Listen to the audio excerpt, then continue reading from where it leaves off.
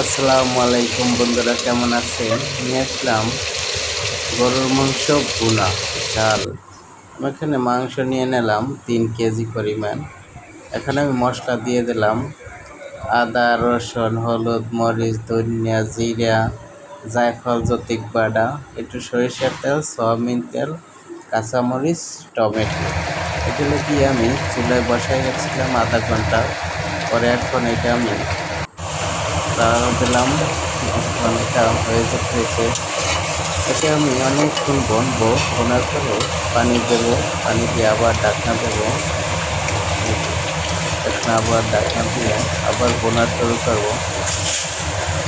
এটা বনতে বনতেই মাংসটা হয়ে যাবে ইনশাল্লাহ। দেখো কত সুন্দর বোনা হয়ে গেছে প্রায়, আর কিছুক্ষণের মধ্যেই হবে। মাংসটা একদম সফট, খেতেও অনেক টেস্টি হবে এটা।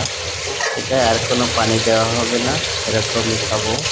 এটা রুটির সাথে খেতে অনেক মজা, রুটি বা পরোটা, নান রুটি এর সাথে খেলে অনেক সুস্বাদু লাগে এবং অনেক টেস্টি। এটা হয়ে গেছে, এখন হালকা কিছু কাঁচামরিচ দেবো আর একটু জিরার ফাঁকি দেবো, তারপরে নামাই দেবো। আল্লাহ হাফেজ, ভালো থাকবেন সবাই, ভালো লাগবে।